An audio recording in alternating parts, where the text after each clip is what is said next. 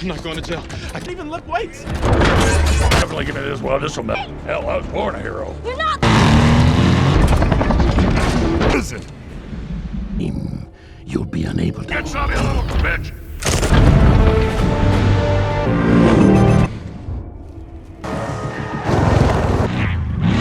Ace, the tracker brought him right to. Abandoned town. Let's go. Out, out, out, out, out. Hey, Jaeger's got men. Whole town is wired and rigged.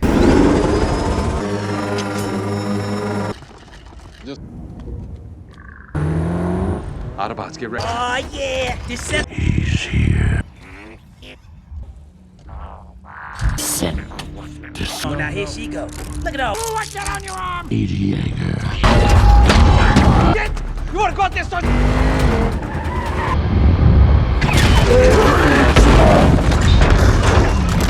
Fathead, don't get any. This is supposed to hunt terrorists. I'm trying. Stop. Mother! Run.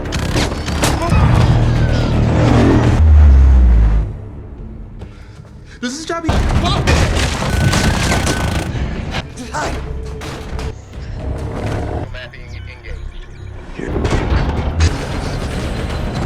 I got this. Bad idea. Hey. I love you, man. Will you get up? Come on, that building.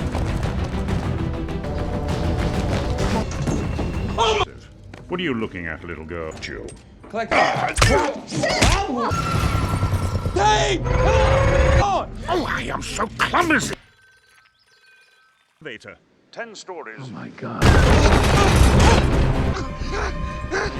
What's the matter with you?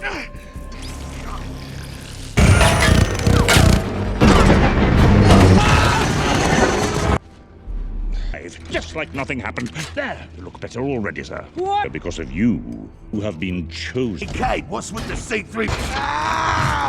You will leave the presence unsaid. He did, sir. I've often come down. Be all right. We are going to England. B. Just don't expect. Really bad. Protect.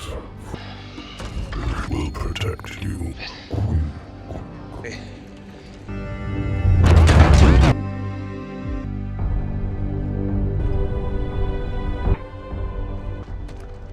The others, the ones you're hiding.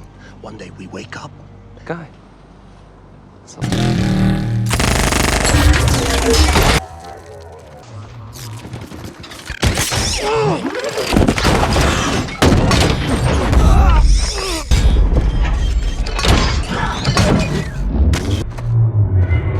When you shoot somebody, don't go near him. You're dead before I hit the ground. I said, do it, B!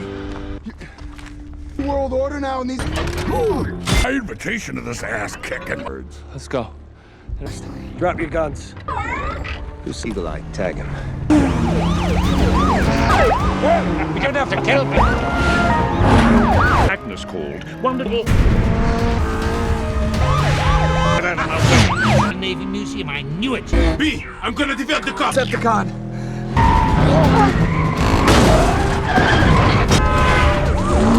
Actualize the rage, that's it.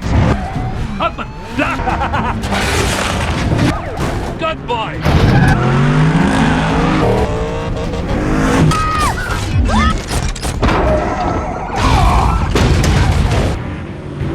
It's all right, I've got them. Guys.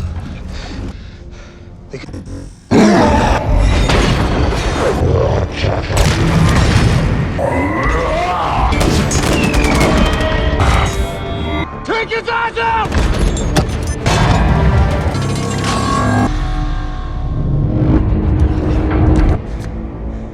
Do it! Will. No! Only shoot me! I've come. It's me, Kate. Cade? This isn't you, Prime. I will kill.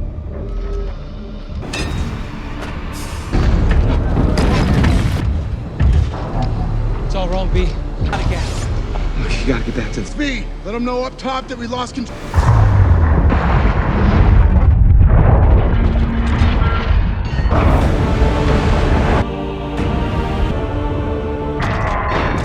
Stop! We can make it! Come on!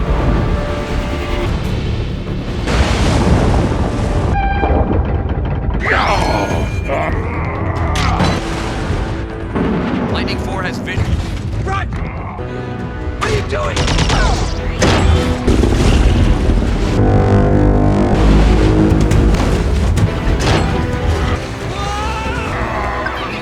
Run! Bumblebee, you're all my life for you. I have not heard it.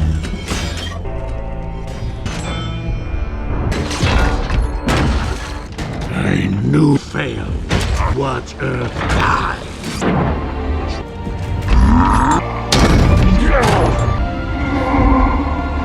You chose the wrong. Quintessa is the great.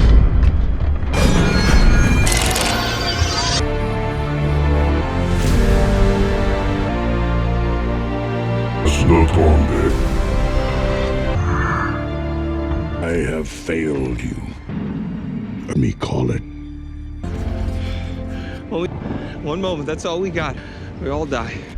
My brothers, I am Optimus Prime and destroy Quinn.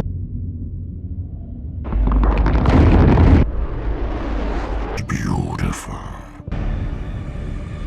What's the coordinates to the end game? It's an ignition. Prepare to engage. Prime coordinates are good. Chamber, we gotta figure out what makes it. Good to see you. Grab a halo jump on that ignition, Jet. Our Autobot ship. By to the LZ. It's gonna be Oxford. She plays a little polo. The staff. Okay, mathematics to save the planet. I've lived for this. Activate this port.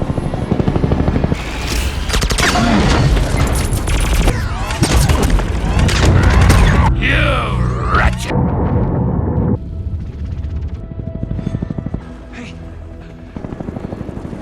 Gotta deal with all this shit!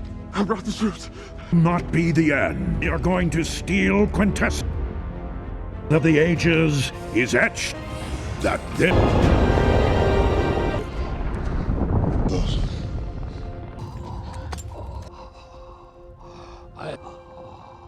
You did watching Fulgens serve.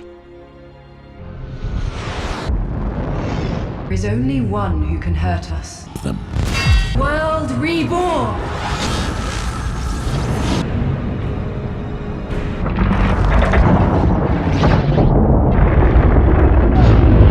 It's gonna...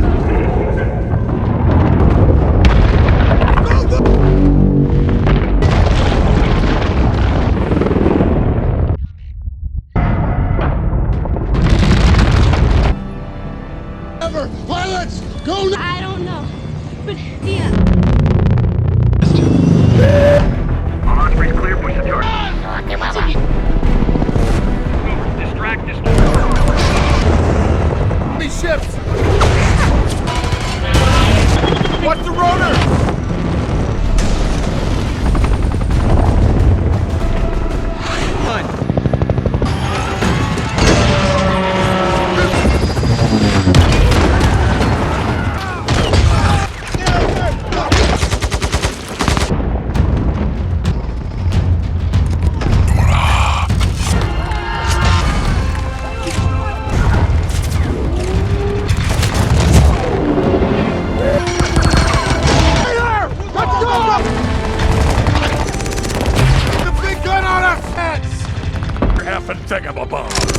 Thanks! You snob! Inferno.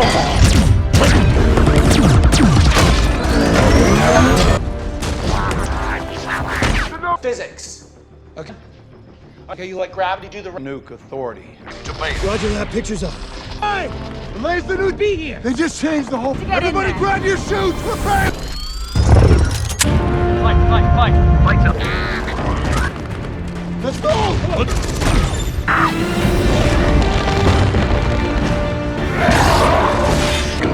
Mess. Yeah. Time. Target! Laser!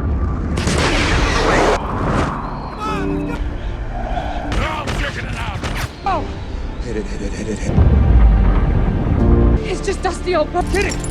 Shit!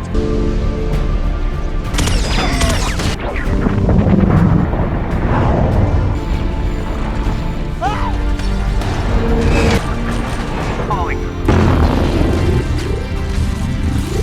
Good work.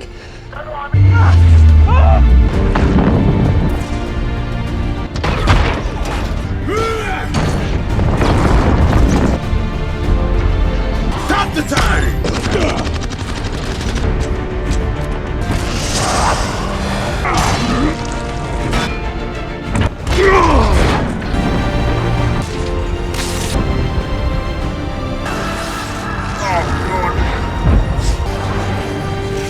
Let it go! Tessa!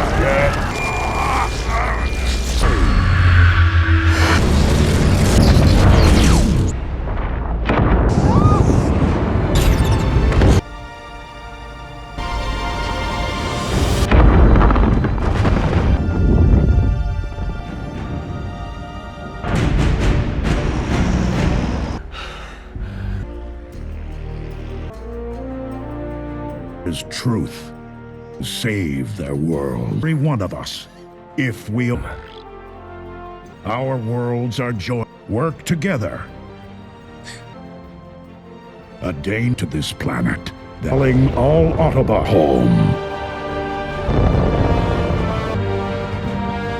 Hey guys, today we're diving headfirst into the explosive, mind-bending, and honestly, a little bit bonkers world of Transformers: The Last Knight. A film that dares to ask, what if King Arthur had a giant robot problem, and that problem involved an ancient staff, a dragon, and a whole lot of questions about history? This recap is going to be a wild ride through Autobot lore, human folly, and cosmic threats, focusing on the deep, often convoluted, world building that reveals Earth's true, ancient connection to Cybertron. If you like this sneak peek, hit the like button and subscribe. It's the best way to support the channel, and let me know you want more. We kick things off in the Dark Ages, specifically for 84 AD, amidst a brutal, muddy, and frankly, rather wet battle where King Arthur's knights are getting absolutely clobbered by a horde of Saxons.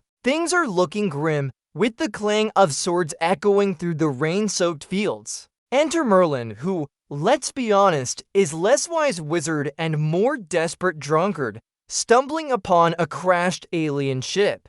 He's begging for a magical weapon, and lo and behold, 12 ancient alien knights, the original Transformers, decide to merge, forming a magnificent, fire-breathing dragon known as Dragonstorm. With a roar that shakes the very earth and a blast of fiery breath, they single-handedly turn the tide of battle, granting Merlin a mysterious staff that holds immense power. This ancient artifact, we're told, is the only thing that can defeat Quintessor, an ancient foe of Cybertron, and it establishes Earth as a crucial nexus in the ongoing war, a secret held by a long-forgotten order. Fast forward to the present day, where things are significantly less magical and much more apocalyptic. Transformers, both Autobots and Decepticons, are now considered a universal threat and are being actively hunted by the ironically named Transformer Reaction Force, or TRF. It's a bit like a heavily armed neighborhood watch, but for giant alien robots. We find ourselves in Chicago, a city scarred and desolate, transformed into a no-go zone, where debris crunches underfoot. A group of teenagers, because apparently no-go zones are the ultimate dare, stumbles upon a crashing transformer. The metallic groan of the dying alien echoes through the desolate streets. The TRF swoops in with their armed drones, their buzzing propellers a prelude to destruction, ready to blast the fallen bot. But then enter Isabella, a tough-ass Nails orphan who's been living in the ruins, accompanied by her adorable mini Dinobot, Squeaks, who, despite his damaged arm and squeaky protests, is fiercely loyal. She's rescued a few bots herself, and she's not about to let the TRF turn another one into scrap metal. She stands her ground, firing a makeshift cannon, showing more courage than most adults in this robot-infested landscape. Her actions highlight the growing divide between humans who fear all Transformers and those who see them as allies. Meanwhile, our favorite inventor-turned-fugitive, Cade Yeager, has set up shop in the dusty Badlands of South Dakota. His salvage yard is less about rusty cars and more about a clandestine sanctuary for the remaining Autobots, including the ever-loyal Bumblebee, the flamboyant Hot Rod with his French accent, and the giant, grumpy Dinobots. The clatter and grind of heavy machinery mix with the whirring and clanking of Transformers moving about, a symphony of organized chaos. Cade, ever the hero, is determined to protect his alien friends. Despite the constant threat of the TRF, his truck, rusty but reliable, pulls into the compound, where he's greeted by the familiar, comforting hum of his robotic family. He's essentially running an intergalactic airbin, but with more explosions and fewer 5-star reviews. His daughter, Tessa, has wisely decided to skip this particular apocalypse and is off at college, leaving Cade to deal with robot babysitting and world-saving duties. It's a lonely, dangerous existence, but Cade's unwavering loyalty to the Autobots is a central theme, showcasing the potential for true alliance between humans and Transformers. Even when the world is against them, the TRF, ever diligent in their misguided mission, soon tracks Cade's junkyard, leading to a rather rude interruption of their peaceful existence. The roar of TRF helicopters and the thud of their landing gear signal impending doom.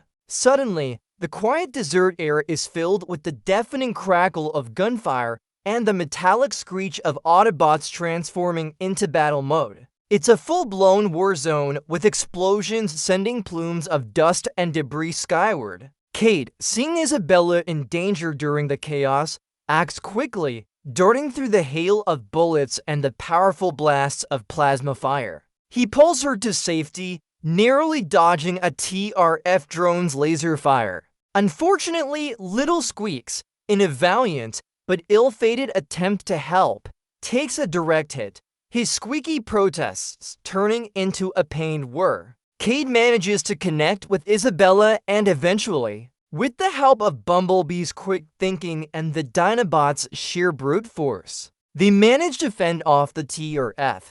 This intense skirmish not only solidifies Cade's role as a protector, but also integrates Isabella into his unique, chaotic family, showcasing the formation of a new, unconventional resistance against human prejudice and government overreach. Meanwhile, far out in the cold, silent void of space, Optimus Prime, last seen rocketing off to confront his creators, is found drifting, a silent, unconscious metallic husk. The quiet emptiness of space gives way to a vibrant, ethereal glow as he is suddenly seized by a massive, otherworldly tractor beam. He's brought before Queen Tessa, an ancient, godlike transformer who claims to be his true creator, a being of immense power and questionable intentions. She's less benevolent mother and more cosmic manipulator. Her voice, a low, mesmerizing hum, fills the vacuum of space. She blames Optimus for the destruction of Cybertron, twisting his noble intentions and his past actions, planting false memories and guilt into his processors. With a sinister, glowing tendril, she brainwashes him, turning him into her loyal,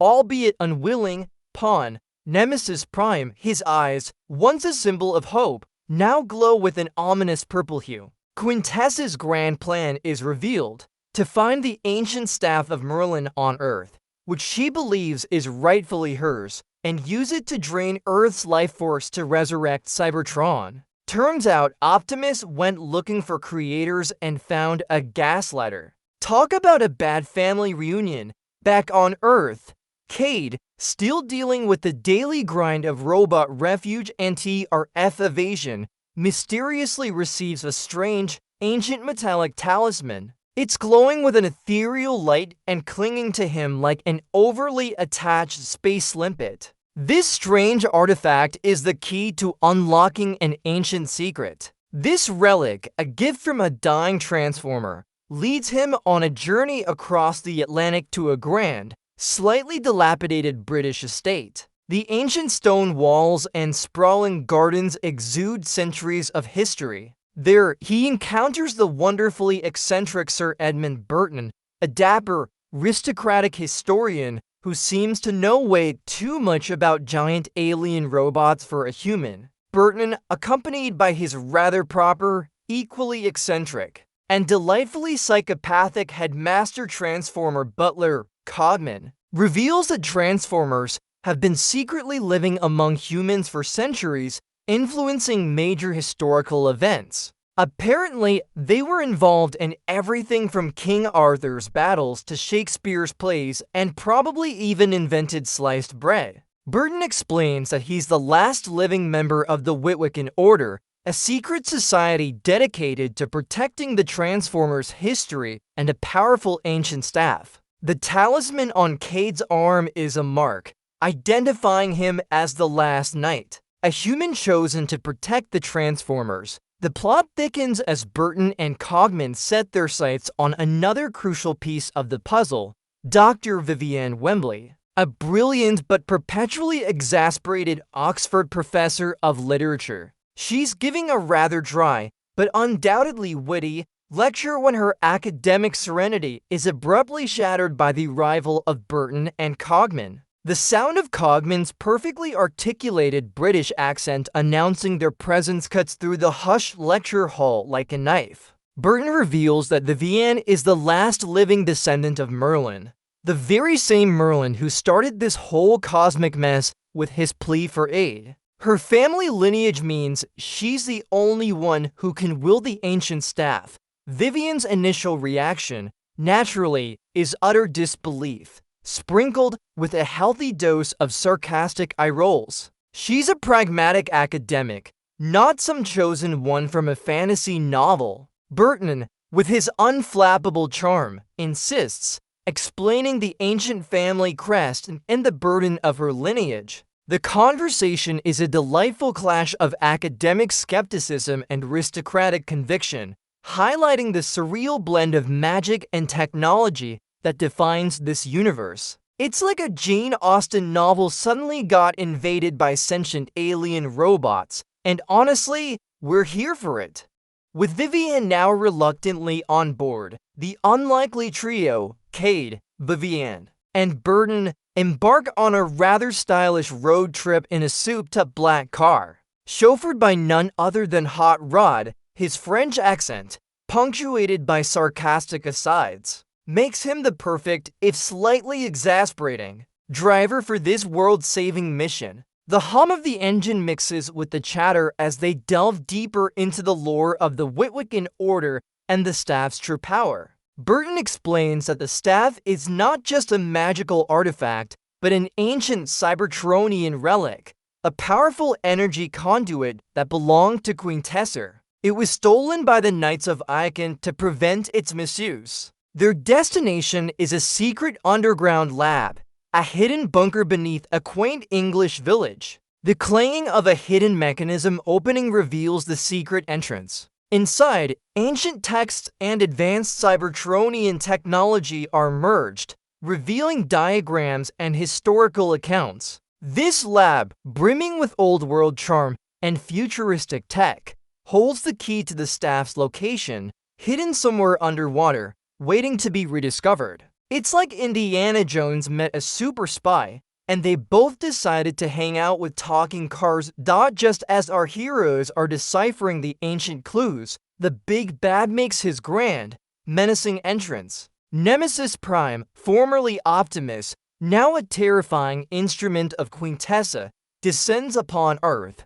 The metallic screech of his atmospheric entry is followed by the heavy thud of his landing. His once heroic blue eyes now blaze with an eerie, malevolent purple, a visual cue that our hero has gone rogue. He's not here for friendly banter. He's on a single-minded mission to retrieve the staff for his creator. He brutally attacks a TRF facility, tearing through their defenses with chilling efficiency. The sound of ripping metal and the screams of soldiers fill the air. He even takes on several Decepticons who dare to stand in his way, showcasing a chilling ruthlessness that's a far cry from the Autobot leader we knew. The clatter of his blade on their armor is merciless. He's a wrecking ball of former heroism and current menace, showing no remorse as he blasts through anyone, human or bot, who might impede his progress. This scene underscores the immense power of Quintessa's manipulation and the grave danger Optimus now poses, highlighting how even the most noble can be corrupted when their past is rewritten and their loyalty is shattered. Armed with the location, our intrepid group, Cade, Vivienne, and Birdman, along with Bumblebee and Cogman, embark on a perilous underwater journey. The rhythmic hum of the submarine's engines provides a tense backdrop as they descend into the crushing depths of the ocean. The pressure builds, a tangible force against the hull, as the sonar pings illuminate the dark abyss. Their target, an ancient Cybertronian ship, one of the original Knights of Iokan vessels, long lost to the sea and now is sprawling, coral-encrusted wreck. The sight of the massive, barnacle-covered alien vessel emerging from the murky depths is truly awe-inspiring, a silent testament to centuries of forgotten history. It's a surreal fusion of natural beauty and alien technology, reminding us that Earth holds many secrets tied to the Transformers' past. Vivian's knowledge of ancient languages and symbols is crucial here, as she deciphers the hieroglyphs etched into the ship's metallic surfaces, guiding them through its labyrinthine corridors. The water swirls and churns around them as they navigate the eerie, submerged ruins. The only sound the faint creaking of the ship and the bubbles from their rebreathers, building a palpable sense of tension and discovery. Deep within the ancient ship's core, Vivienne finally identifies the main chamber, its entrance adorned with intricate, glowing Cybertronian carvings. The air within the ship feels thick and heavy, charged with ancient power. And there it is, suspended in a mystical energy field, pulsing with an inner light, the Staff of Merlin, now revealed as the Staff of Quintessa. As Vivienne reaches for it, her fingers tingling with proximity to such immense power, the serene moment is shattered. The ominous metallic thud of heavy footsteps and the guttural snarls of Decepticons echo through the chamber. Nemesis Prime, flanked by a gleeful Megatron and his band of merry psychopaths, bursts in, ambushing our heroes. The tranquil hum of the ship transforms into the cacophony of battle. Lasers rip through the water, explosions rock the ancient vessel, and the clang of metal on metal is deafening. Bumblebee and Cogman spring into action, engaging the Decepticons in a desperate struggle to protect Vivienne and the staff. This scene is a painful gut punch, as we realize Optimus is truly lost, at least for now, fighting against his own kind and the humans he swore to protect. The stakes are raised not just for Earth, but for the soul of the Autobot leader himself. Amidst the chaos and the metallic symphony of battle, a truly heart-wrenching moment unfolds. Nemesis Prime, utterly consumed by Quintessa's programming, corners Bumblebee. The raw power behind Nemesis Prime's swings is terrifying, each blow a thunderous impact that rocks the chamber. He hoists his sword, ready to deliver a fatal blow to his most loyal lieutenant. The quiet whirring of Bumblebee's damaged voice box is almost imperceptible against the din. But then, in a moment that defies logic and warms the metallic hearts of fans everywhere, Bumblebee speaks. His voice, long thought lost and believed to only communicate through radio snippets, cuts through the brainwashing. It's rough, crackling, but unmistakably his. I am Bumblebee, your oldest friend. Optimus, that simple, powerful declaration,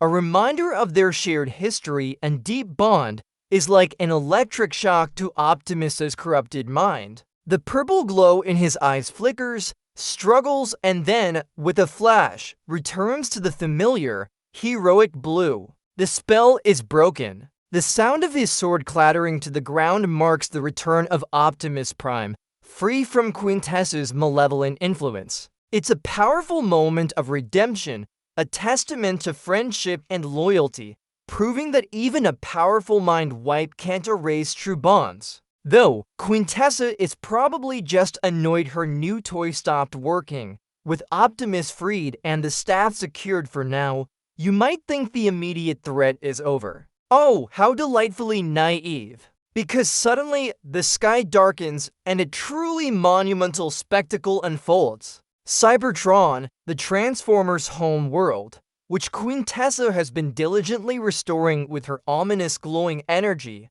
makes a rather dramatic entrance. The colossal planet, a patchwork of metallic structures and ethereal energy, begins its descent towards Earth, casting a shadow that dwarfs entire continents. The deep, rumbling groan of the celestial bodies approaching each other is terrifying. It's not just passing by, it's connecting. Ancient, gigantic horn-like structures around Stonehenge, previously thought to be mere geological formations, erupt from the ground. They are revealed to be the very horns of Unicron, the Planet Eater, an ancient enemy of Cybertronian lore. Turns out Earth isn't just a giant rock. It's a giant, sleeping, planet-eating transformer god. Who knew? Not us, obviously. Quintessa's plan is now terrifyingly clear. She intends to use the staff to drain Earth, or rather, Unicron's life force to fully restore Cybertron,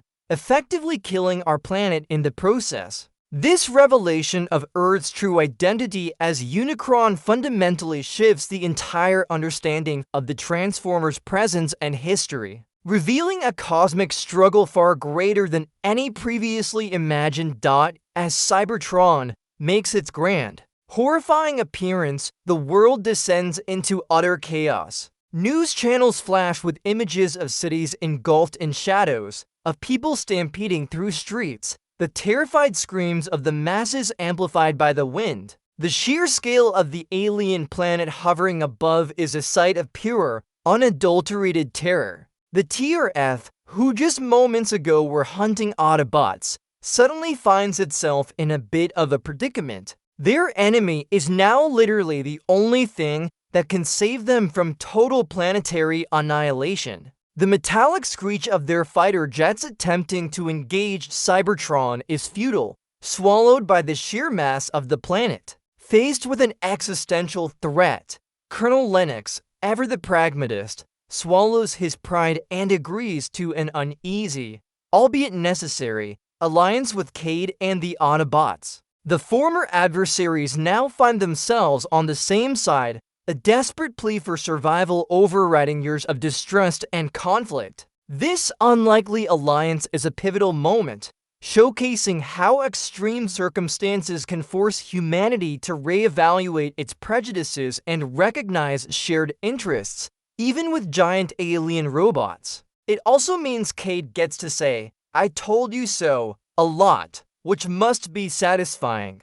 With time running out and Cybertron slowly draining Earth's energy, the plan is simple. Get the staff to the highest point of Cybertron, the chamber of Quintessa, and use Vivienne to stop the process. But getting there is the tricky part. Near Stonehenge, which, remember, are Unicron's horns, an ancient Cybertronian device exists, a portal of sorts. As the battle rages around them, with the ground shaking from powerful blasts, Sir Edmund Burton, with Cogman by his side, bravely attempts to activate it. He knows the risks, the metallic whirring of the ancient mechanism providing a tense soundtrack. But in a tragic turn of events, he's mortally wounded by a Decepticon blast, the impact a dull thud against his chest. He falls, his voice weakening, urging Cade and Vivienne to continue the mission, to fulfill their destiny. The crackle of his last breath is poignant. He dies in Cade's arms, a noble sacrifice that underscores the deep personal stakes in this cosmic war. His death fuels the team's resolve, his legacy as the last Witwicken passing to Cade, the last knight. It's a poignant reminder that even eccentric historians can be heroes, and sometimes even robots cry. Metaphorically, of course, Cogman probably just reset his emotional parameters. With Burton's sacrifice, the portal opens, a shimmering, pulsating gateway. Optimus, Bumblebee, Cade, Vivian, and a contingent of TRF soldiers, led by Lennox, are launched onto Cybertron's surface, which is now literally connected to Earth. The very ground beneath them is alien metal. It's a mad dash, a desperate uphill battle through the labyrinthine, cavernous interior of Cybertron, each metallic clang of their boots echoing through the vast space. They face waves of Decepticons and Quintess's robotic sentinels, who emerge with metallic screeches, determined to stop them. Laser fire streaks through the air, hitting metal with sharp, echoing pings, and explosions erupt around them, shaking the very foundations of the alien planet. Optimus, now fully himself, leads the charge, his sword a blur of motion, carving a path through the enemy forces. Bumblebee provides covering fire, his cannons roaring. Cade and Lennox fight side by side, showcasing their newfound respect and alliance. Vivian, though not a fighter, pushes forward, knowing she's the key. The metallic groan of ancient gears and the whirring of Cybertronian mechanisms fill the air, a symphony of a dying world being resurrected at Earth's expense. This sequence is a relentless onslaught of action, a desperate race against time and overwhelming odds, highlighting the combined might of human ingenuity and Autobot power. Finally, after a grueling battle and a perilous ascent, the team breaches Quintess's central chamber. It's a vast, ethereal space, bathed in an ominous purple light, pulsating with alien energy. Quintessa herself floats majestically at its heart, a being of pure, intimidating power surrounded by her robotic guardians. Her voice, a resonant hum, fills the chamber, laced with fury at their intrusion. With Optimus holding off her formidable sentinels, and Bumblebee providing cover, Vivian steps forward. Grasping the staff, the ancient artifact begins to glow intensely, its energy surging, ready to either drain Earth or stop the process. She inserts it into a central conduit, a deep, resonating hum filling the air as the staff connects. This act directly affects Unicron below, causing Earth's energy to surge, threatening to tear the planet apart. Quintess's rage boils over, and she unleashes powerful energy blasts, the sharp crackle of electricity filling the chamber. It's a race against time. Can Vivian fully activate the staff to reverse the process before Quintessa stops her? This critical moment brings the entire world building of ancient lore and cosmic threats to a head, with Earth's very existence hanging in the balance, all controlled by a single, powerful relic, and its rightful WILDE are dot just when things seem most dire. With Quintessa throwing everything she's got at our heroes, a truly epic Deus Ex Machina arrives. Remember Dragonstorm, the original Knights of Icon from the medieval prologue? Well, they've decided to make a dramatic, fire-breathing reappearance. The roar of the colossal, multi-headed dragon transformer echoes through Cybertron's metallic canyons, a sound of ancient power unleashed. They swoop in, blasting Quintessa's forces with torrents of fire and tearing through her sentinels with their powerful claws. The metallic screech of robots being torn apart by a fiery dragon is incredibly satisfying. Their arrival shifts the tide of battle dramatically, giving Optimus and the others the crucial opening they need. It's a magnificent display of ancient power meeting futuristic threats, a direct callback to the movie's opening, and a testament to the enduring loyalty of the Knights. The battlefield, already a symphony of explosions and laser fire, gains a new, fiery element. This moment reinforces the deep history between Earth and Cybertron and shows that some alliances truly are forged in fire, literally. Plus, who doesn't love a good dragon showing up just when you need it most? Definitely beats calling in Uber, with Vivienne successfully wielding the staff and Dragonstorm tearing through the opposition. Quintessa's hold on Cybertron and Earth begins to weaken. The purple energy that pulsed through her chamber flickers, her power visibly diminishing. Optimus, seeing his chance, charges forward, his sword glowing with renewed determination. With a powerful, resounding roar and a blast from his cannon, he strikes a decisive blow against Quintessa. The sharp crackle of energy, combined with a blinding explosion of purple light, engulfs her, and she seems to vanish, her malevolent presence extinguished. The metallic screech of the energy-draining process on Earth halts, and the ground stops shaking. The immediate threat is averted. Earth is saved for now. The intense,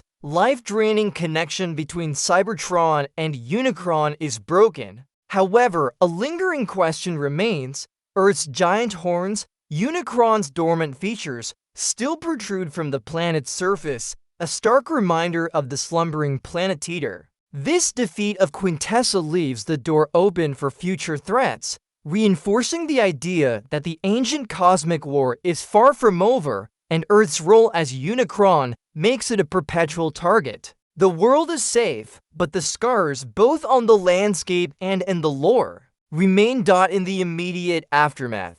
With Cybertron now somewhat stabilized and no longer actively trying to devour our home planet, a moment of calm descends. The metallic dust settles and the sounds of battle fade, replaced by the gentle hum of Cybertronian mechanisms that are no longer aggressively draining Earth.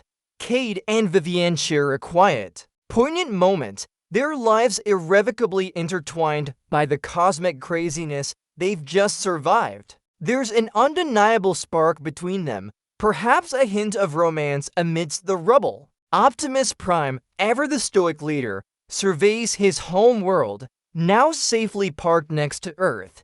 His stance, though relieved, carries a subtle undertone of concern. The knowledge that Earth is actually Unicron, a dormant but incredibly powerful entity, weighs heavily on him. The horns of Unicron, still piercing the globe, are a constant visual reminder of the planet's true nature and the existential threat it poses. This isn't a neat, tied-up ending. It's a temporary reprieve, leaving us with a sense of lingering unease and the understanding that the ancient war between Quintessa's forces and Unicron is merely on pause. The world building here hints at a much larger, darker future for the Transformers universe, where even saving the day comes with its own set of terrifying footnotes. It's like cleaning your room, but knowing the monster under the bed is just biding its time.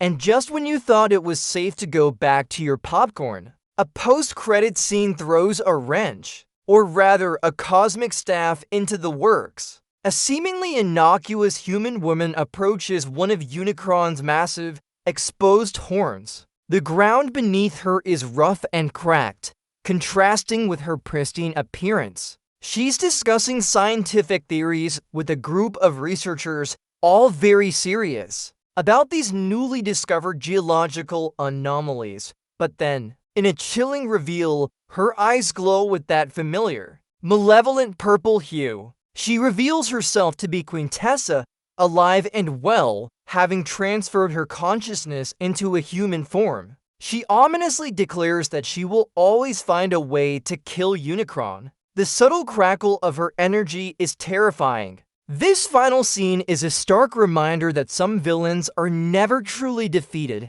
merely inconvenienced. It leaves us with a profound sense of foreboding, solidifying the continuous nature of the cosmic conflict and ensuring that Earth, as Unicron, remains at the heart of the Transformers' most ancient and dangerous war. This universe is clearly never running out of ways to keep Optimus and his crew busy. And that, my friends, brings us to the end of our journey through Transformers: The Last Knight. It's a film that delved deep into the ancient lore of the Transformers, revealing a universe far more interconnected and perilous than we initially imagined. From medieval battles alongside King Arthur to the shocking revelation of Earth as Unicron, the movie continuously expanded the canvas of this epic struggle. It reminds us that history is often written by the victors, and sometimes those victors are giant alien robots. The bonds forged between humans and Autobots, the sacrifices made, and the relentless fight for survival highlight the resilience of both species. This movie, for all its explosions and frantic action, ultimately speaks to the enduring legacy of heroes and the endless cycle of conflict and hope. It invites us to ponder the hidden truths beneath our feet and among the stars. If you found this recap insightful, consider giving it a like and subscribing. Until next time, keep exploring the narratives that shape our imaginations.